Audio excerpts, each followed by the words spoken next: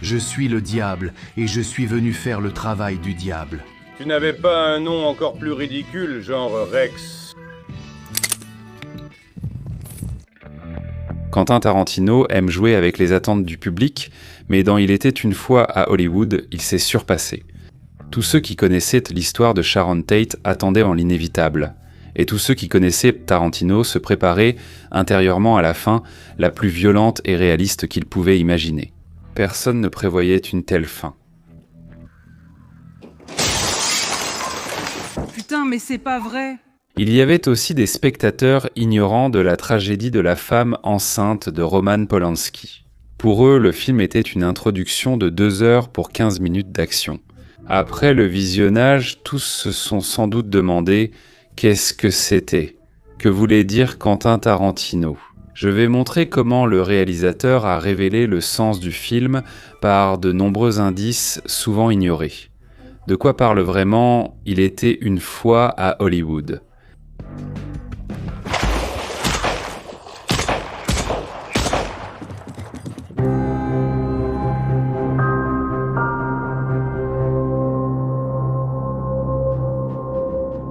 Les films de Quentin Tarantino sont souvent vus comme du divertissement, mêlant personnages hauts en couleurs, scènes violentes marquantes et dialogues pleins d'esprit sur divers sujets. Et il faut l'admettre, dans ce domaine, Tarantino est un maître inégalé. Souvent, sous la surface, se cachent des réflexions sur le pouvoir, la violence, le destin et la société. Il suffit de savoir où regarder et d'écouter l'essence des choses. Il était une fois à Hollywood, et ce type de film.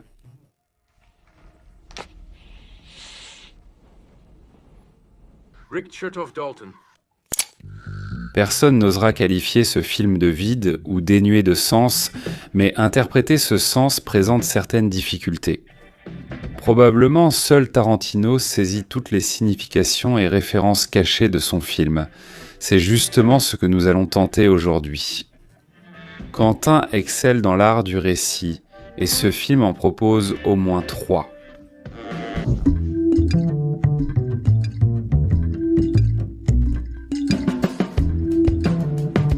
Rick Dalton est une star d'hier.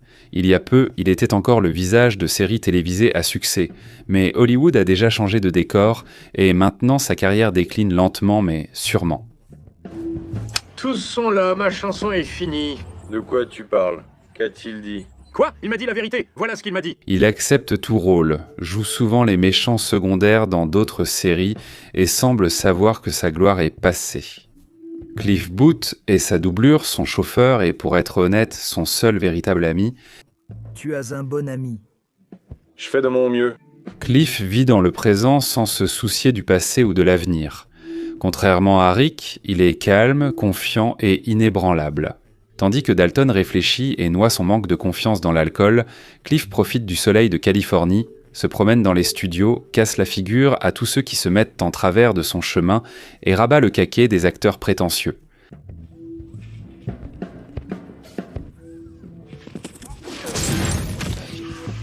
C'est une histoire d'amitié, mais le film raconte aussi une autre histoire, commencée hors des bars confortables et des plateaux d'Hollywood. De plus, c'est une histoire qui dépasse les limites du film lui-même.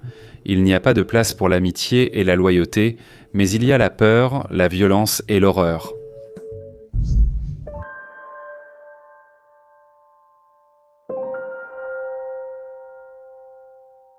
Si vous avez lancé cette vidéo, inutile de rappeler ce qui est arrivé à Sharon Tate, l'épouse enceinte de Roman Polanski, et à ses invités. Vous le savez déjà. Je m'interroge surtout, pourquoi cette tragédie incarne-t-elle la fin des années 60 et reste un événement majeur pour l'Amérique ? De nombreux Américains des années 1960 vivaient selon la devise « liberté, paix et amour ». Le mouvement hippie, né au milieu de la décennie, était à son apogée. La jeunesse protestait contre la guerre du Vietnam et prônait le pacifisme. L'été de l'amour fut le point culminant de ce mouvement.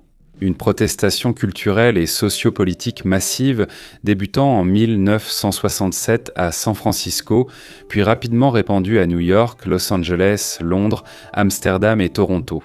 Des centaines de milliers de jeunes se réunissaient, rejetaient les valeurs traditionnelles et cherchaient un éveil spirituel, pensant pouvoir changer le monde. Beaucoup pensaient qu'un dernier effort ferait tomber l'ancien monde, puis une répression brutale. 5 adultes et un enfant à naître. Charles Manson et ses adeptes avaient l'air de hippies et parlaient en comme eux, mais ils apportaient le chaos, pas la liberté. L'événement a réveillé brutalement le pays, révélant que derrière des slogans pacifiques pouvaient se cacher cruauté et fanatisme. Hollywood, qui se sentait encore récemment en sécurité, a soudain réalisé que personne n'était à l'abri. Après cette nuit, les célébrités ont préféré vivre protégées derrière de hautes clôtures, craignant le monde extérieur. Autrefois, on laissait les portes du jardin ouvertes et prenait des autostoppeurs sans crainte. Je vais juste à Westwood River. Eh bien, au moins jusque-là, nous ne sommes pas difficiles. Merci. Tout a changé, y compris le cinéma. Hollywood ne pouvait plus rester un monde d'illusions. Les films joyeux ont laissé place à un cinéma plus sombre et cynique. Taxi Driver, Apocalypse Now, Shining. Tous ces films sont nés de la paranoïa qui a envahi l'Amérique dans les années 70, et Charles Manson est devenu une partie de la culture populaire et le symbole de la fin d'une époque. La tragédie de Sharon Tate et l'histoire fictive de Rick et Cliff sont majeures dans « Il était une fois à Hollywood », mais il me semble qu'elles restent secondaires pour Quentin Tarantino. Il nous a habilement menés en bateau. Pendant que nous suivions 2 histoires parallèles, la carrière déclinante de Rick et l'horreur imminente sur Cielo Drive, Tarantino a inséré au cœur même de cette construction une autre histoire, celle qui peut-être le préoccupe le plus, l'histoire d'Hollywood.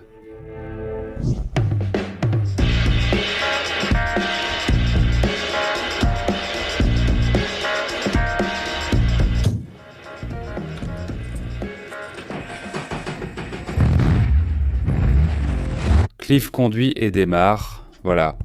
3 minutes de pure magie, 3 minutes pendant lesquelles, apparemment, il ne se passe rien. Un homme conduit simplement à travers Los Angeles la nuit, et pourtant c'est le trajet le plus envoûtant que j'ai jamais vu au cinéma.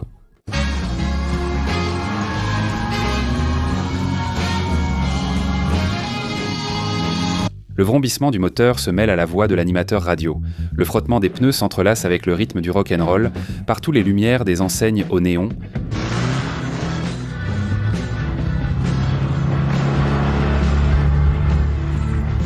À un moment, tu n'observes plus seulement Cliff, tu es déjà à ses côtés sur le siège passager.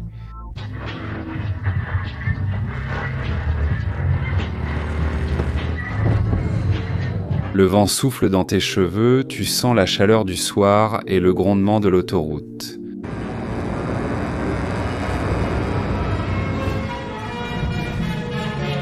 Tu ressens le souffle de la ville et tu t'immerges dans l'atmosphère d'une époque lointaine, dans un lieu et un temps où tu n'as jamais été, mais qui, d'une manière étrange, te semble nostalgique et familier.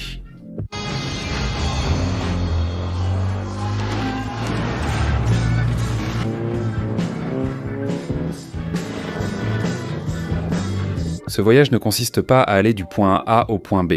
Il s'agit du temps, d'une époque, d'une sensation d'Hollywood qui vit sa propre vie, éternellement brillante et fascinante. Le film contient de nombreuses scènes similaires. Le trajet de Roman Polanski avec Sharon au club.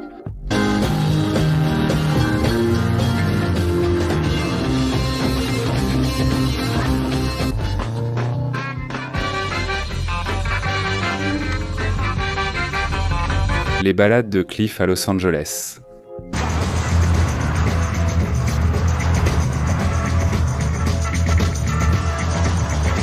Brenda Lucie à la première télé de Los Angeles sur l'amour, la haine et le déshonneur, samedi soir sur KDH Télévision. Chacune est faite avec amour, souci du détail et soin extrême. On y retrouve des séries cultes, des films oubliés, des noms et des objets familiers. D'accord. Dans ce film, le Hollywood des années 60 devient un personnage à part entière.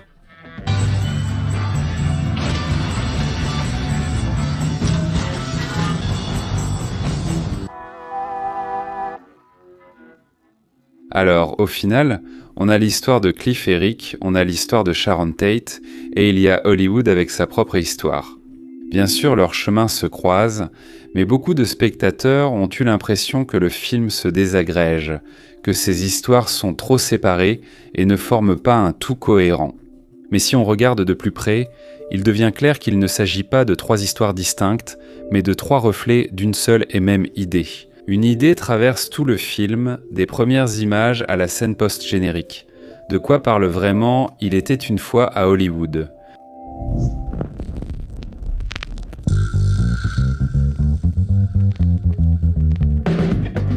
Commençons par l'histoire de Cliff et Rick. Rick Dalton est un héros de cinéma typique à l'écran. La loi de la chasse. Avec Rick Dalton en vedette. Il avait l'habitude de jouer des durs à cuire. On va le prendre un peu plus tôt, d'accord? Il a raison. On recommence. Dans la vie, c'est un faible qui se plaint sans cesse. Il devient inutile. De moins en moins. Il boit le soir et a la gueule de bois le matin au chantier. Il ne fallait pas boire toute la nuit. 8 cocktails, encore ivre. C'est quoi ce délire? Il oublie son texte. Textez. Et il se plaint constamment que sa carrière déraille. C'est fini, tout est terminé pour moi. Il vit dans un manoir luxueux où il se prépare des cocktails coûteux, mais il est constamment hanté par la peur que son temps soit révolu. 5 ans au sommet du succès, 10 ans à stagner, et maintenant, c'est la chute libre. Et à ses côtés, il y a Cliff, ce mec cool que Rick incarne à l'écran.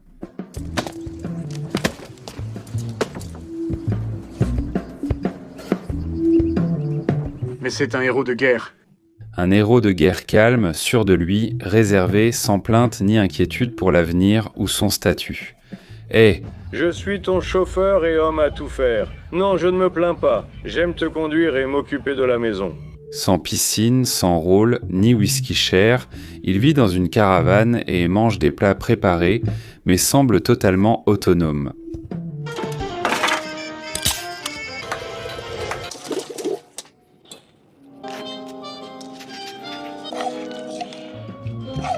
Ils passent du temps ensemble, regardent des films, discutent, vont sur les tournages. Tu viens? On regarde le foot, hein? Oui, j'allais justement le faire. Me voilà, moi.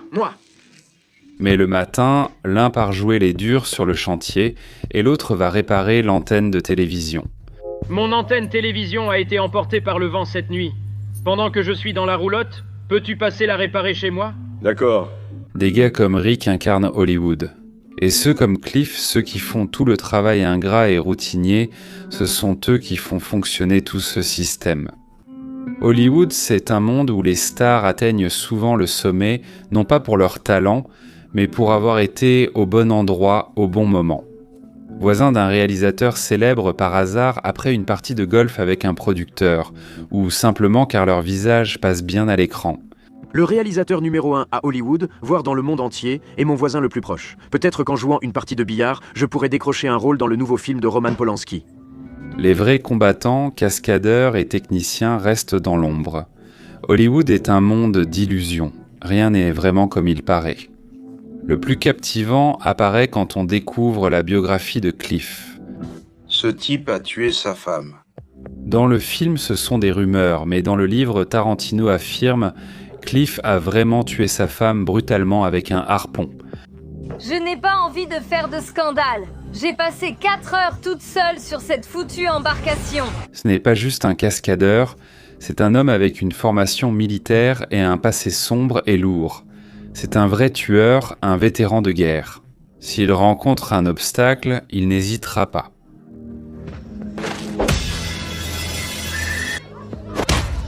L'ironie, c'est que en réalité, ce n'est pas le genre de gars sur qui on devrait faire un film. En vrai, tout le monde essaye de rester loin de lui. Je ne l'aime pas. À cause de lui, l'ambiance change toujours sur le plateau. Hé, abruti, tu réfléchis avec quoi? Prends tes affaires et sors du plateau. Et cette séparation entre l'illusion et la réalité devient extrêmement nette.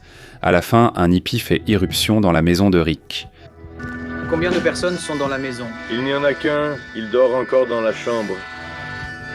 Pendant que Cliff s'occupe d'eux tout seul, Rick nage dans la piscine avec des écouteurs.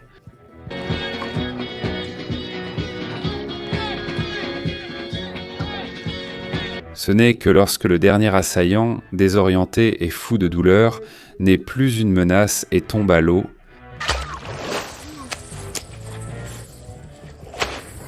Rick utilise son lance-flamme de cinéma et finit la scène spectaculairement.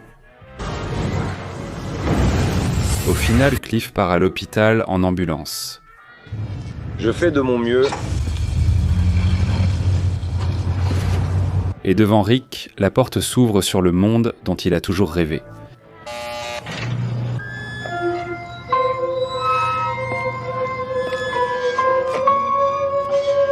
Selon le livre, cette histoire devient vite une légende à Hollywood. Tout le monde parle de Rick, défendant sa maison avec un lance-flamme. Et qu'il est aussi cool que sur l'écran. Hollywood adore les belles histoires et maintenant il devient lui-même une partie de l'une d'elles. Cliff, blessé à la hanche et risquant de perdre son travail, est tout simplement oublié.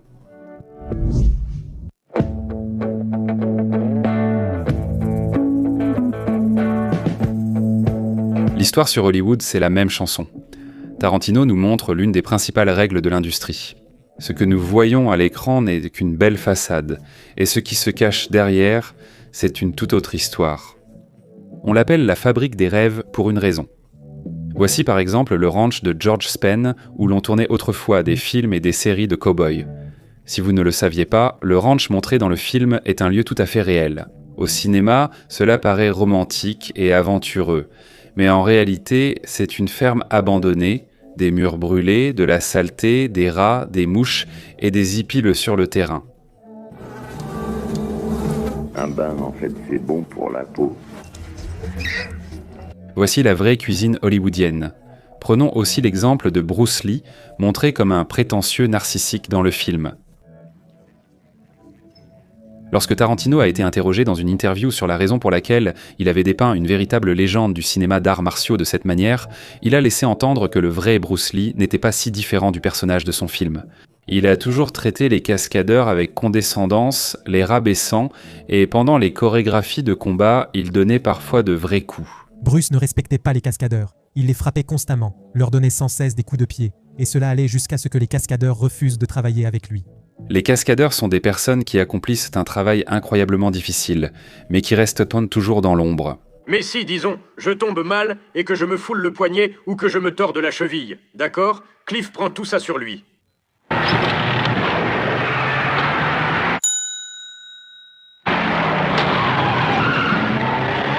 Il se casse des os, se blesse, parfois même meurt, et le spectateur ne se rend même pas compte que, dans les scènes particulièrement dangereuses à l'écran, ce n'est pas son acteur préféré, mais une doublure. Et tu peux faire ce que tu veux avec lui. Si tu veux, jette-le du toit ou brûle-le, percute-le, il dira juste merci. Dans cette scène avec Bruce Lee, on aperçoit Zoé Bell, cascadeuse collaborant depuis longtemps avec Tarantino. Putain, c'est quoi ça? Il avait été impressionné par son travail de doublure d'Uma Thurman dans Kill Bill. Moteur! Et... moteur. Moteur, on tourne! Depuis, Bell obtient régulièrement de petits rôles de lui. Vous l'avez vu dans Il était une fois à Hollywood, Les 8 salopards, Boulevard de la mort et d'autres films. Pourquoi t'appelle-t-on Judy, 6 chevaux? Je suis la seule Judy à gérer un tel attelage. Un autre moment révélateur, c'est l'histoire de la jeune actrice avec qui Rick Dalton discute. Je préfère qu'on m'appelle par le nom de mon personnage sur le plateau, ça m'aide à m'immerger dans ce qui se passe. Dans le film, elle apparaît intelligente, talentueuse et très déterminée. Tout semble possible pour elle, elle rêve d'un Oscar et admire le talent de Dalton. Le devoir d'une actrice est d'éviter tout ce qui nuit au jeu. Une actrice doit toujours viser une efficacité à 100%. En lisant le livre de Tarantino, on comprend que cette histoire a fini comme celle de nombreux autres enfants talentueux. La jeune fille n'en a jamais reçu d'Oscar et son nom s'est perdu parmi tant d'autres.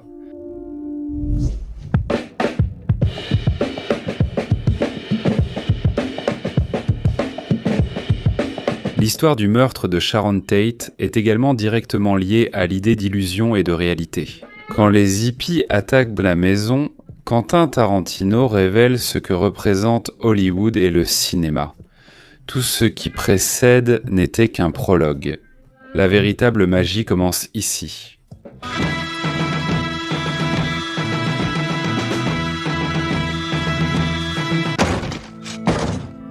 La cigarette présente tout le film, joue enfin son rôle de fusil de Tchekhov et finit par tirer.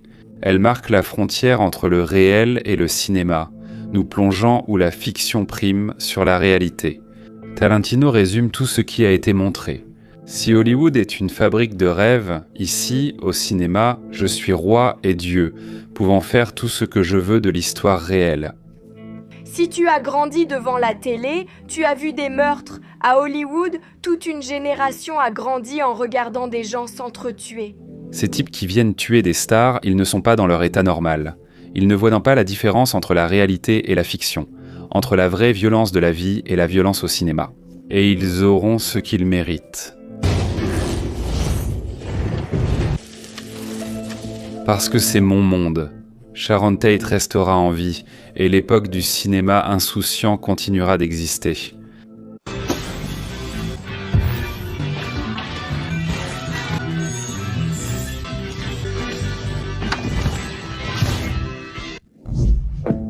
Dans la dernière scène, une publicité pour la marque fictive de cigarettes Red Apple avec Rick Dalton est montrée.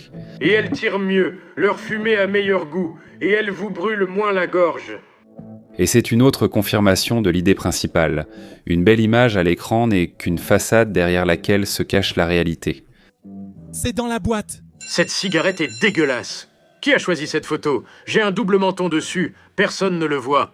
Dites en commentaire si vous partagez mon interprétation du film ou si vous avez une autre version, partagez vos idées. Si vous avez aimé cette analyse et voulez plus de vidéos, soutenez la chaîne avec un like, un abonnement ou sur Boosty Patreon.